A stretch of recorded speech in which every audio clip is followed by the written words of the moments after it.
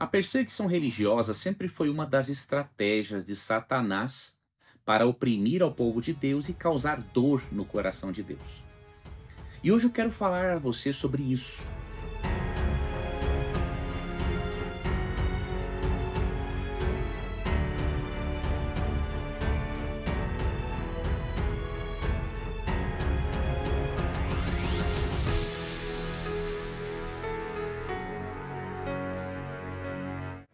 Eu quero falar para você, comentar especialmente uma notícia que saiu há um tempo na revista Oeste.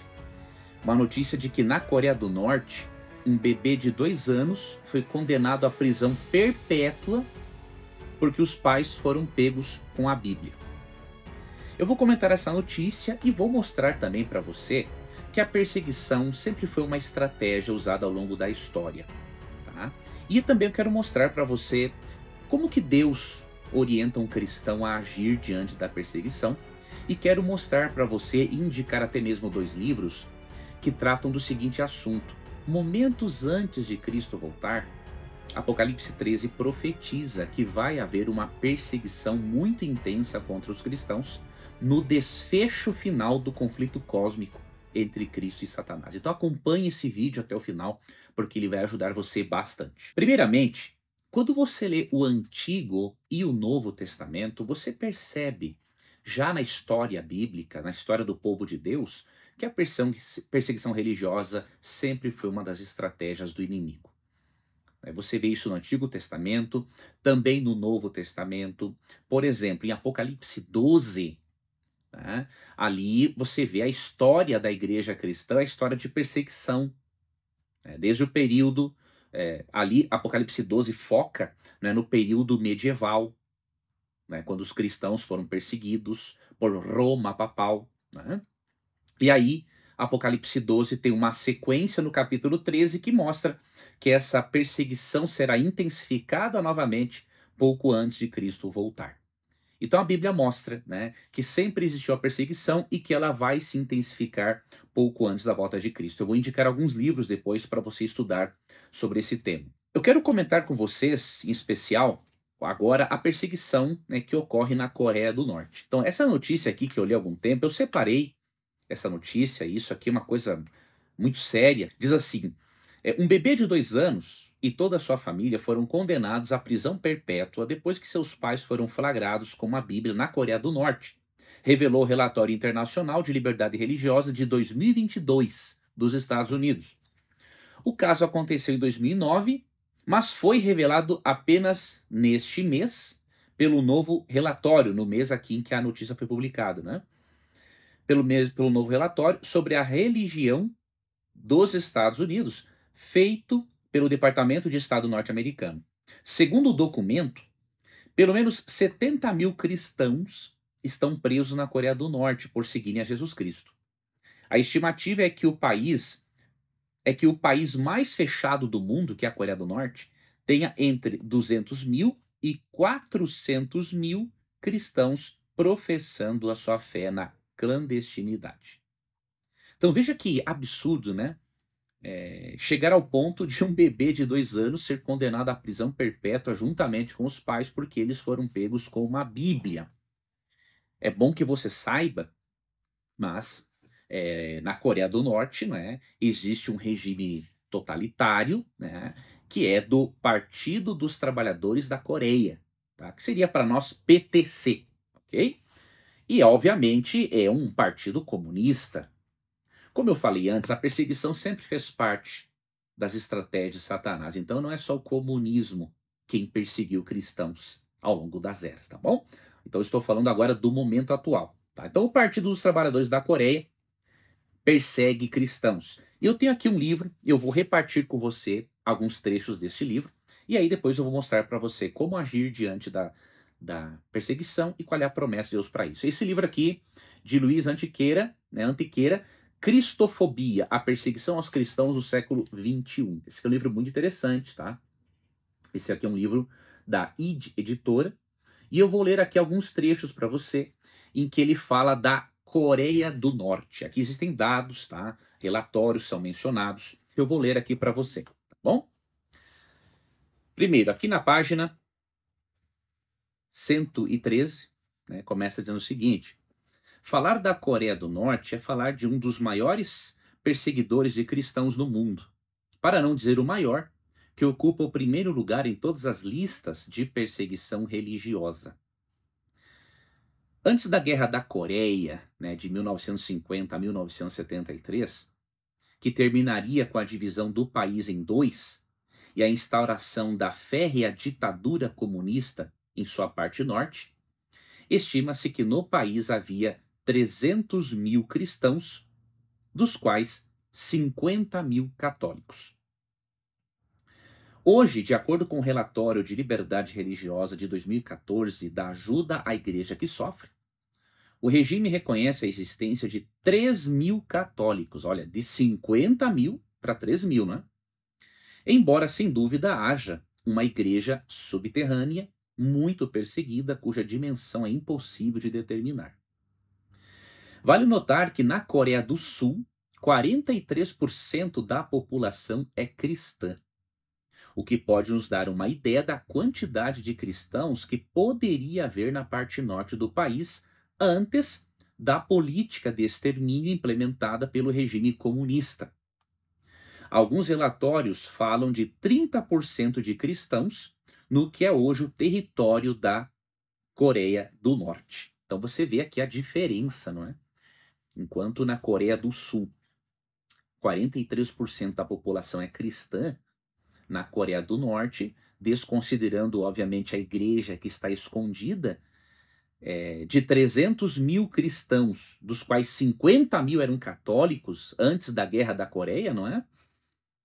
No momento até em que terminou essa guerra, para hoje, de 50 mil católicos, caiu para 3 mil reconhecidos oficialmente, diríamos assim, não é? E aqui, existe aqui alguns outros dados, né? Eis o diagnóstico feito sobre o país pelo Relatório de Liberdade Religiosa de 2014 de Ajuda à Igreja que Sofre. E aqui vem alguns trechos do relatório. A República Popular Democrática da Coreia, democrática só no nome, não é? Engraçado, o regime comunista gosta de começar dizendo que é uma democracia e depois você vê que democracia existe só para quem é deles, né? É geralmente considerada a nação mais fechada do mundo, governada pelo regime mais repressivo do mundo e que tem o pior relatório sobre direitos humanos do mundo. Embora a Constituição da Coreia do Norte estipule a liberdade de crença religiosa, na realidade não há liberdade religiosa e continuam ocorrendo graves violações da liberdade nessa área, segundo a Comissão Americana para a Liberdade Religiosa Internacional dos Estados Unidos. Agora vamos ver aqui alguns outros dados, né, apresentados na obra, tá? Na página 114 dessa obra, Cristofobia, a perseguição aos cristãos no século XXI, né? Ele menciona aqui um relatório chamado Open Doors, um relatório que fez uma pesquisa em 2012.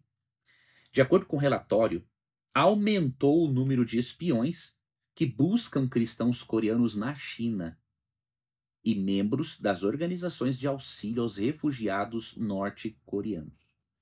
E um porta-voz da Open Doors, né, disse o seguinte: é muito perigoso ajudar os cristãos libertados pelo governo. E aí assegura o relatório, né? Esse porta-voz também. Das 150 a 200 mil pessoas que estão amontoadas em condições terríveis nas prisões, preste atenção nisso aqui, entre 50 e 70 mil são cristãos. Olha que curioso.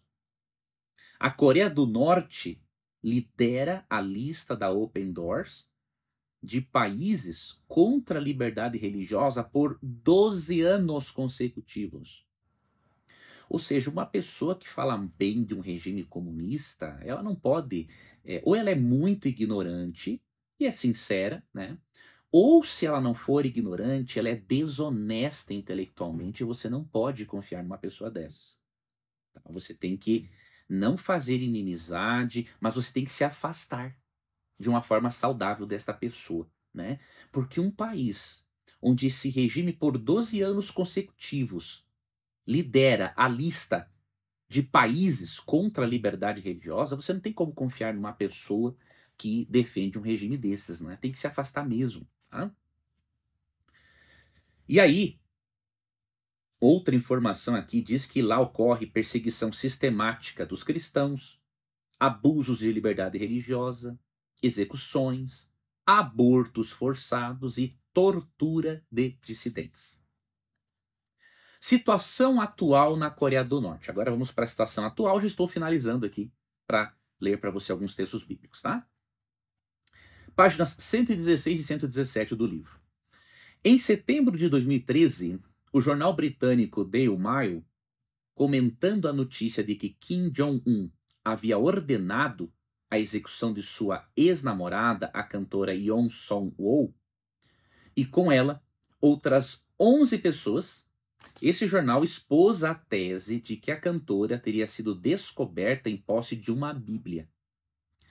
Literalmente, dizia o jornal britânico, que, segundo informações, foram encontradas Bíblias em posse dos músicos, algo que é proibido na Coreia do Norte, quando estes foram presos e tratados como dissidentes políticos.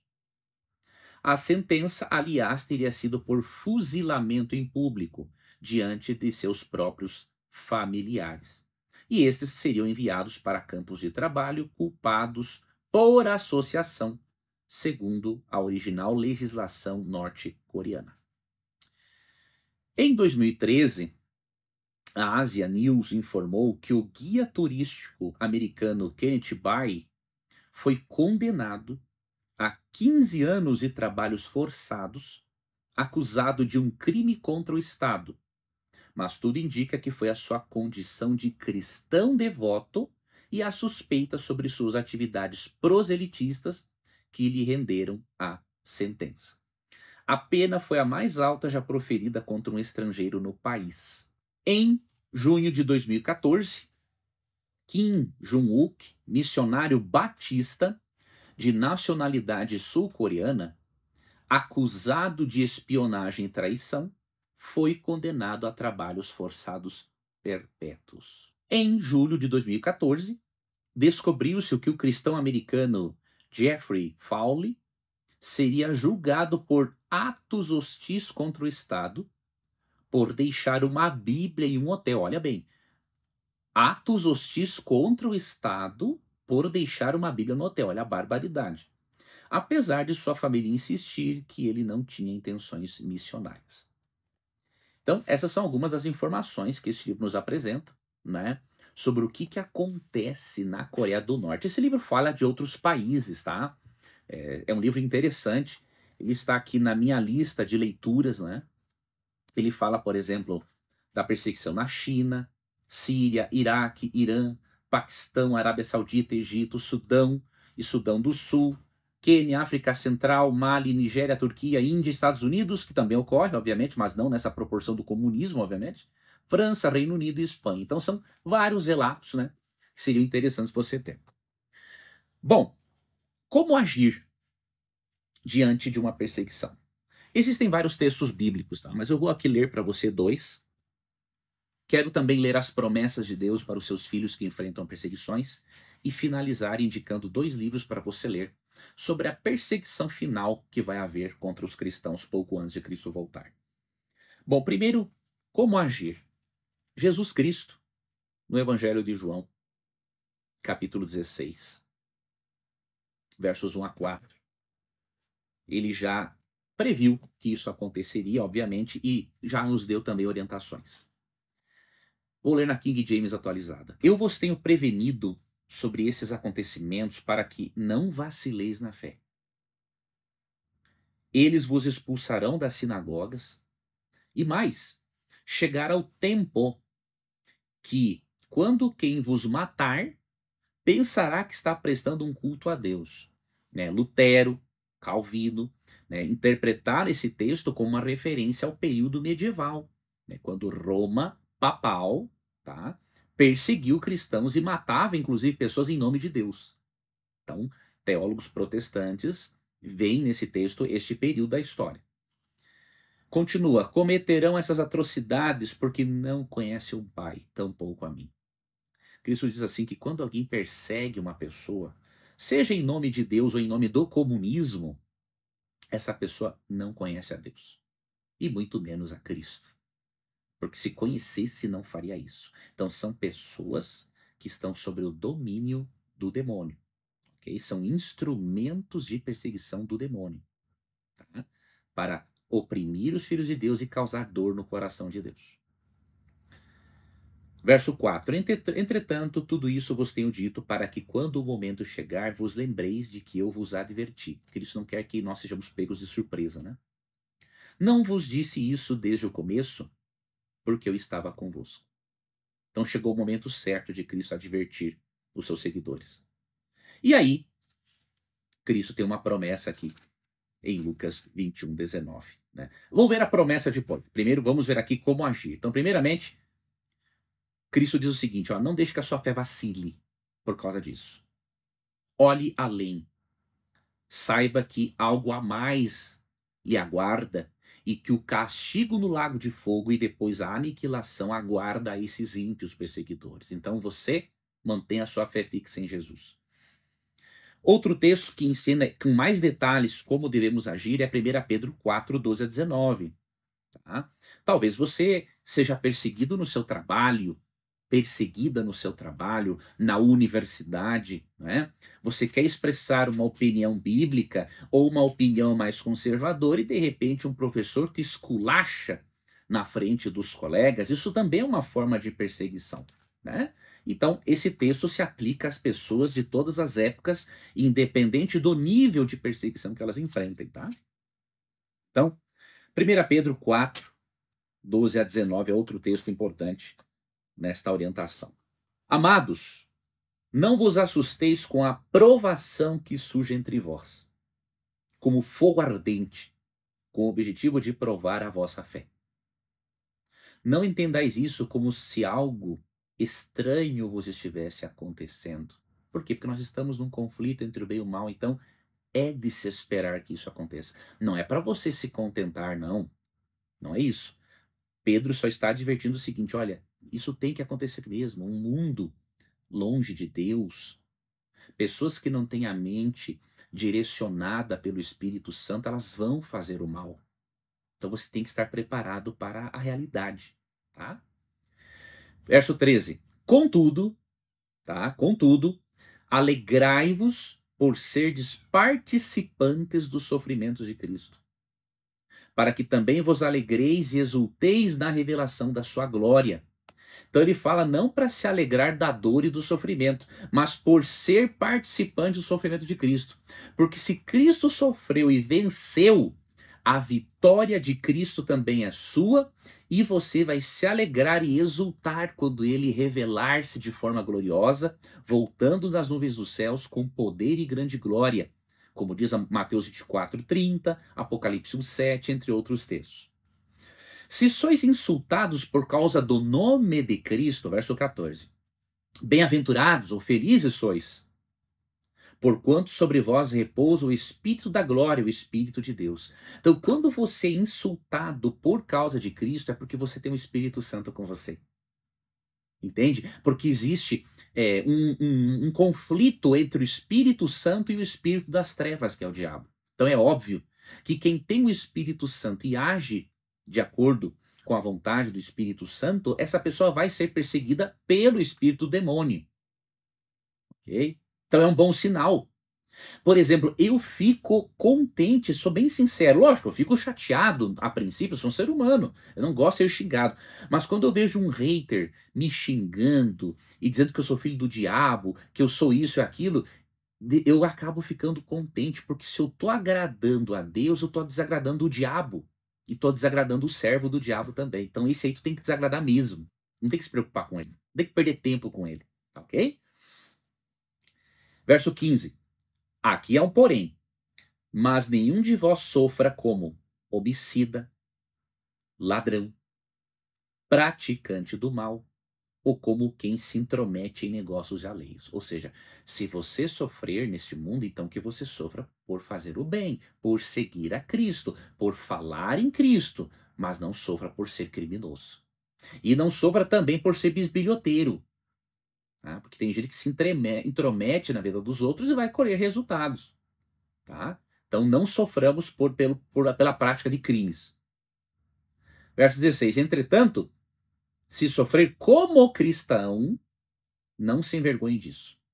Antes, glorifique a Deus por meio desse nome, por meio de Cristo. Pois chegou a hora de começar o julgamento pela casa de Deus.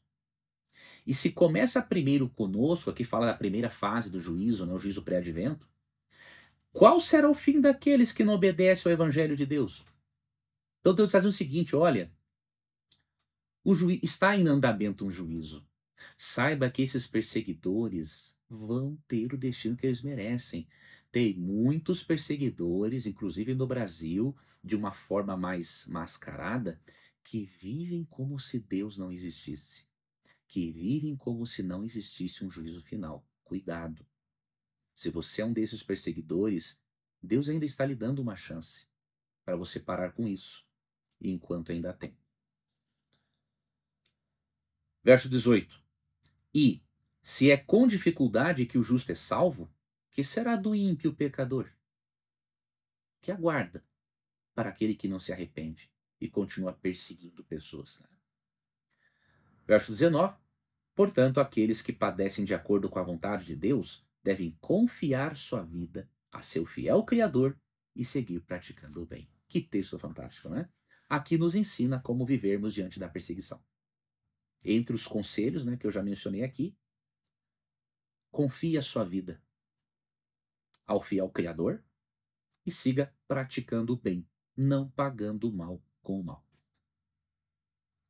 E agora, para finalizarmos, após aprendermos as dicas, né, as sugestões, os conselhos de Deus para lidarmos com a perseguição, vamos ler aqui algumas promessas para nos fortalecerem, tanto nos momentos de perseguições menos intensas, quanto na perseguição mais intensa que nós enfrentaremos pouco antes de Cristo voltar, nós os que estivermos vivos, tá? É na vossa perseverança que confirmais a salvação da vossa alma. Persevere. Todo aquele que perseverar até o fim será salvo. O reino de Deus não é para quem desiste no meio do caminho. Se você desistiu, você pode voltar ainda, tá? Porque enquanto Jesus estiver no santuário celestial como nosso advogado e juiz, a graça continua disponível. A porta da graça, digamos assim, de acesso à salvação no santuário celestial está aberta. Então você pode voltar. Tá ok? Mas, primeira promessa: quem perseverar até o fim não tem como se perder. Porque Cristo garante a salvação dessa pessoa, se ela não desistir. Outra promessa, as duas últimas estão no livro do Apocalipse. Um livro que trata muito de perseguição aos cristãos, né?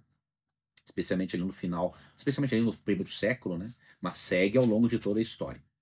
Apocalipse 2, verso 7, diz assim: quem tem ouvidos, compreenda o que o Espírito Santo declara às igrejas da Ásia, província romana, né, que estavam passando por perseguição, tá? Ao vencedor darei o direito de comer da árvore da vida que está no paraíso de Deus. A árvore da vida, né, era a árvore que os nossos primeiros pais usavam, de acordo com Gênesis 3, 22, né, 24, para manter a eternidade. E Apocalipse 22, 2 promete que a humanidade terá novamente o acesso a esta árvore para perpetuar a sua existência. Então, a primeira promessa, eternidade. Ou seja, esse período de perseguição que o cristão passa, ou que vai passar, não é nada em comparação de uma eternidade feliz ao lado de Deus. E a última promessa, que eu vou ler hoje, está no capítulo 3, versos 10 e 11, dirigida também a cristãos que passaram por perseguição. Os cristãos da igreja de Filadélfia. Porque deste atenção à minha exortação, quanto a suportar os sofrimentos com paciência, paciência sem desistir, ok? Eu igualmente te livrarei da hora da tribulação que virá sobre o mundo todo, para pôr à prova os que habitam sobre a terra. Eis que venho sem demora. Jesus vai voltar. Queira ou não o perseguidor, Jesus vai voltar. Conserva o que tens, para que ninguém tome a tua coroa. Mais uma vez, né? Perseverança. Verso 12: farei do vencedor uma coluna no templo do meu Deus, de onde jamais sairá. Escrevei nele o nome do meu Deus e o nome da cidade do meu Deus, a Nova Jerusalém, que desce do céu, da parte do meu Deus. E igualmente escrevei nele o meu novo nome. Então, essas são as promessas que Deus tem para nós. Desistir não vale a pena. Na verdade, nós não podemos ter o desistir como uma opção. A única opção é permanecer fiel a Cristo, independente das circunstâncias. E como eu falei antes, e finalizando o vídeo, Apocalipse 13, e um dia nós faremos um estudo mais detalhado sobre este capítulo. Apocalipse 13 fala de um momento em que vai haver uma perseguição final aos cristãos pouco antes de Cristo voltar. Ali, Apocalipse 13, versos 16 e 17, fala que os cristãos serão proibidos de comprarem e de venderem, ou seja, vai haver um boicote econômico, tá? Para todo aquele que não aceitar o sinal da autoridade do poder representado pela besta de Apocalipse 13. Então vai haver um boicote econômico. Não sabemos quando isso acontecerá, mas estudando as profecias, vemos que isso não é algo que vá demorar e isso vai acontecer pouco antes da volta de Cristo. E para você estudar sobre esta perseguição final que ocorrerá, algo muito mais intenso do que esta deste partido comunista chamado Coreia do Norte, né? Deste país chamado Coreia do Norte que tem esse partido comunista, eu recomendo para você 2 livros. O primeiro livro, a capa aqui está aqui apagada, tá? Mas é bom você ter uma noção de como é a capa, eu vou mostrar aqui o título. O livro é O Grande Conflito de Ellen White. Eu recomendo muito este livro. Por quê? Este livro, para você ter uma ideia, mais de 1,5 milhão de exemplares vendidos em português. Esse livro foi escrito por Ellen White, cofundadora da Igreja Adventista do Sétimo Dia. Ela fala do conflito cósmico entre Cristo e Satanás desde o início da história até o fim.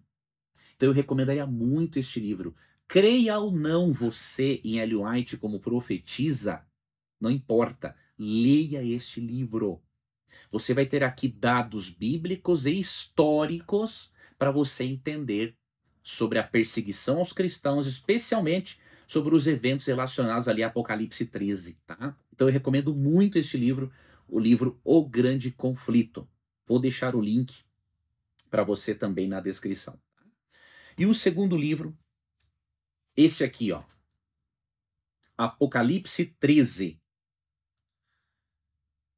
Leis dominicais, boicotes econômicos, decretos de morte, perseguição religiosa. Isso pode realmente acontecer?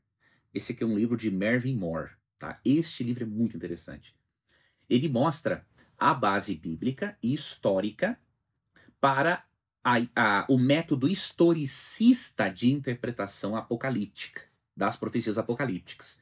E aí ele mostra por que Apocalipse 13 fala realmente de uma perseguição e por que nesta perseguição a lei de Deus, especialmente a relação entre o quarto mandamento e a lei de Deus, por que isso está relacionado com Apocalipse 13? Você pode até pensar, isso é uma balela, um mito, uma lenda. Não. Antes de você chegar a essa conclusão, leia este livro. Tá, ok? Então esses são 2 de vários livros que existem. Ok? Eu desejo que Deus fortaleça a sua e a minha fé. Sabe por quê? Se você e eu abandonarmos a Cristo hoje, se você e eu sairmos da igreja hoje,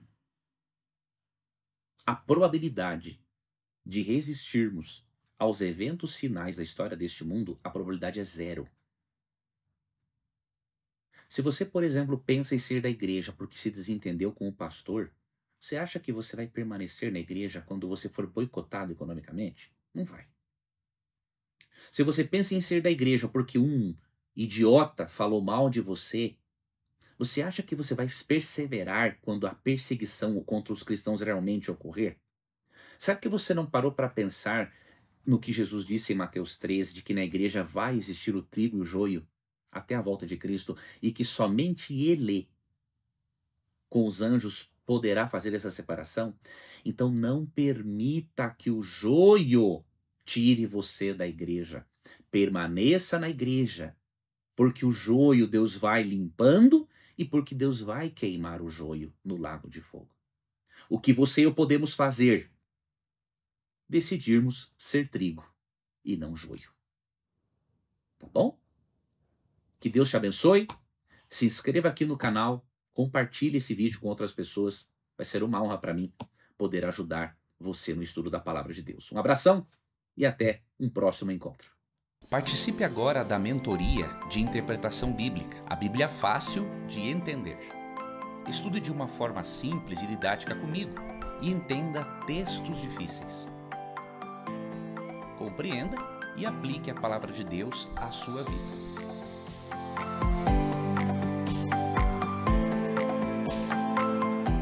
Inscreva-se agora, vagas limitadas.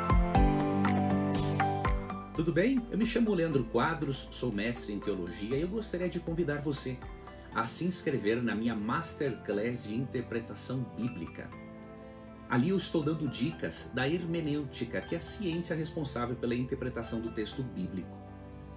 Eu estarei ensinando para você algumas das principais regras da interpretação do texto, os passos para o estudo da Bíblia, como se alimentar da palavra de Deus e as ferramentas para o estudo sério das Escrituras.